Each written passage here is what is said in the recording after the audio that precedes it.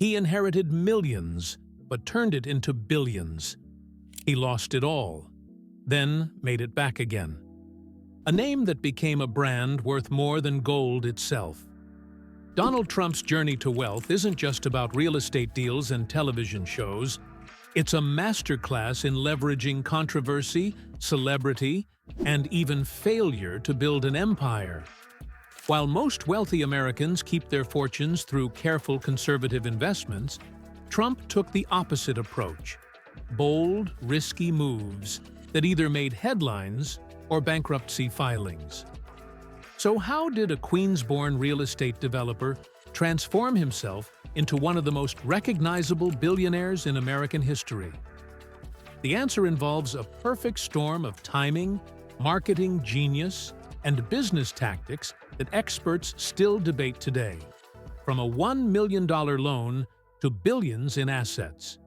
From nearly $1 billion in personal debt to a triumphant comeback. From reality TV to the White House. Donald Trump's financial journey defies conventional wisdom at every turn. Today, we're dissecting exactly how he built his fortune.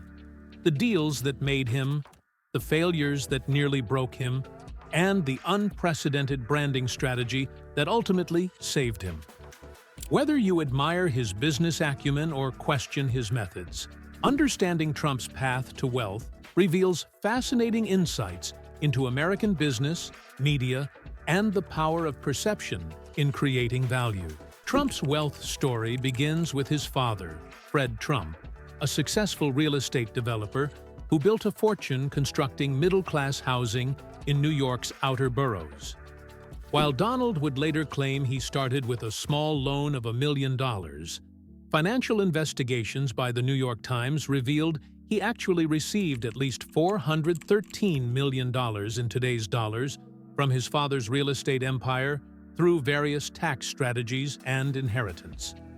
This family foundation gave Trump 3 critical advantages: capital when banks wouldn't lend to young developers, hands-on experience in construction and development from working in his father's business, and perhaps most importantly, connections to New York's political and financial power brokers. By age 27, Donald had already been made president of his father's company, renamed the Trump Organization.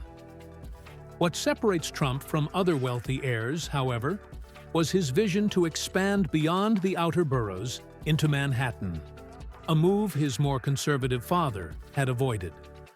While Fred built functional middle-class housing, Donald saw opportunity in luxury properties that could command premium prices and, crucially, premium attention. In 1978, when New York City was facing a severe financial crisis and Manhattan real estate was depressed, Trump made his first major independent move, purchasing the bankrupt Commodore Hotel near Grand Central Terminal. What made this deal remarkable wasn't just the timing, but how Trump structured it. He negotiated an unprecedented 40-year tax abatement from the city worth about $400 million and convinced Hyatt to partner with him to transform the property into the Grand Hyatt Hotel. The deal required almost no money down from Trump himself, but gave him 50% ownership. This pattern, leveraging other people's money while maintaining significant equity and using tax incentives, would become a Trump signature. The Hyatt deal established Trump as a serious player, but his next project would make him famous. Trump Tower, completed in 1983, embodied everything that would define the Trump brand: luxury, glitz, and a touch of extravagance that critics called gaudy but admirers saw as aspirational. The building's distinctive bronze glass exterior and 60-foot waterfall in the atrium made it an instant landmark and attracted celebrity tenants, further cementing its status. What few realized was how Trump maximized profits on Trump Tower through another innovative strategy. He created a separate company to manage the building, charging the property substantial fees that flowed directly to him, regardless of whether the property itself was profitable. By the mid-1980s, Trump was expanding rapidly into Atlantic City casinos, acquiring the Trump Plaza, Trump Castle, and his largest purchase, the Taj Mahal, for $1.2 billion in 1988. On paper, Trump was now worth billions, but these properties were purchased almost entirely with junk bonds carrying high interest rates. This leverage worked brilliantly in the booming 1980s, but proved disastrous when the economy slowed. By 1990, Trump was facing nearly $1 billion in personal debt guarantees, as his casinos failed to generate enough cash flow to service their massive debt loads. What happened next reveals perhaps Trump's greatest skill: negotiation during crisis.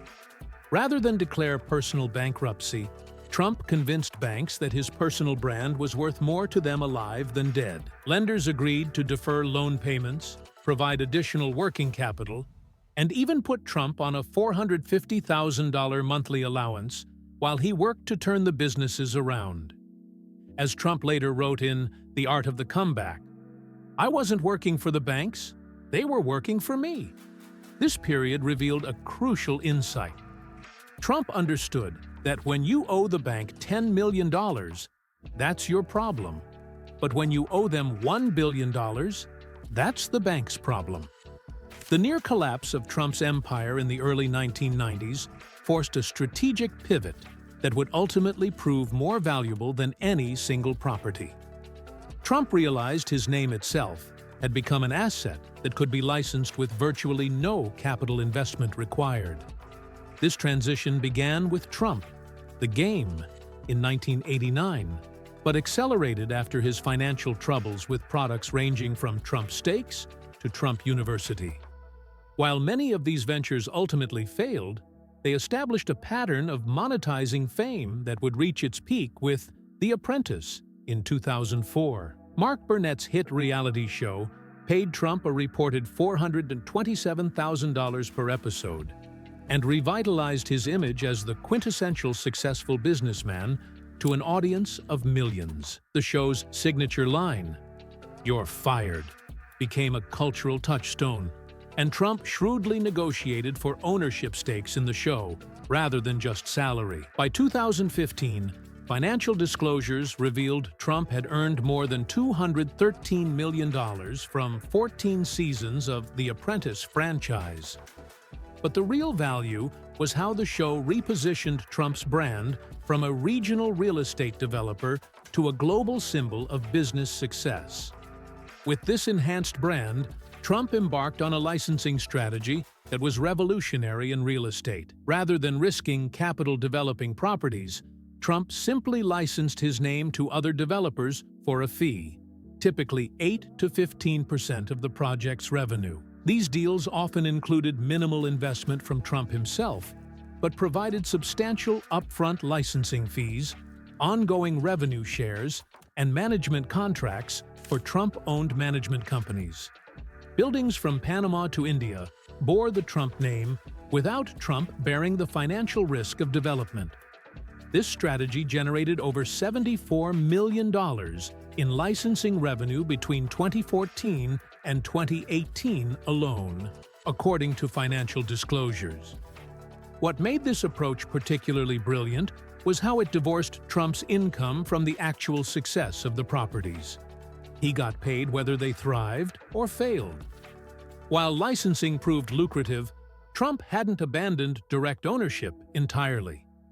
Beginning in the late 1990s, Trump began acquiring golf courses, eventually building a portfolio of 19 courses worldwide.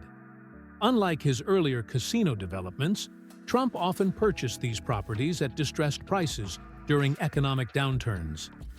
The Trump National Doral in Miami, acquired for $150 million in 2012 after the previous owner entered bankruptcy, exemplifies this approach.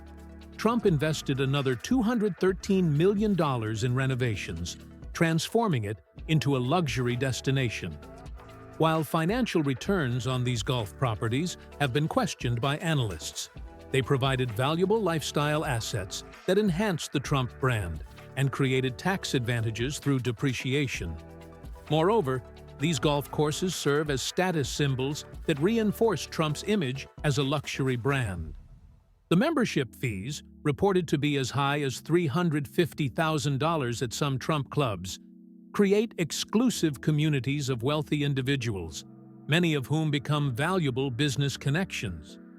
Trump's 2016 presidential campaign and subsequent presidency created an unprecedented dynamic for his business empire. While some Trump properties faced boycotts, others, particularly those frequented by Trump himself, saw dramatic increases in activity. The Trump International Hotel in Washington, D.C., opened in 2016 after a $200 million renovation of the historic old post office building, became a hub for political events, foreign delegations, and lobbyists seeking access. The property reported $40.8 million in revenue in 2019 alone, despite ethical concerns about conflicts of interest. Perhaps more significantly, Trump's political career created new revenue streams through campaign merchandise, increased book sales, and speaking opportunities for family members. The political brand Trump built has proven remarkably durable and profitable, with his political action committees raising hundreds of millions in donations since 2016. Trump's most recent wealth-building strategy involves leveraging his political base for media and technology ventures. Trump Media and Technology Group, which operates the Truth Social platform, went public in 2022, with Trump maintaining a significant ownership stake reportedly worth billions on paper, though the value has fluctuated dramatically. This digital pivot represents Trump's understanding that in today's economy, platforms and audiences can be more valuable than physical assets. By creating direct channels to communicate with supporters, Trump has built an audience that can be monetized through subscriptions, advertising, and merchandise. Donald Trump's journey to billionaire status wasn't a straight line. It involved inheritance, bold risks, near-catastrophic failures, and remarkable recoveries. Throughout it all, Trump demonstrated a singular talent for personal branding and understanding the value of perception in business. While financial experts continue to debate Trump's actual net worth, with estimates ranging from $3 billion to over $10 billion, what's undeniable is that Trump transformed a substantial inheritance into a global brand worth far more than the sum of its physical assets. His strategy of leveraging debt, minimizing personal risk, licensing his brand, and ultimately monetizing fame itself represents a unique path to wealth that few have successfully emulated. Whether you view his methods as brilliant or controversial, understanding how Trump built his fortune provides valuable insights into the intersection of business, media, and personal branding in modern America. So, what do you think about Trump's business journey? Has he been a brilliant strategist or just remarkably lucky with timing? If you found this breakdown interesting, please hit that like button and subscribe for more deep dives into how the ultra-wealthy built their fortunes. Also, let me know in the comments which billionaire's story you'd like me to explore next.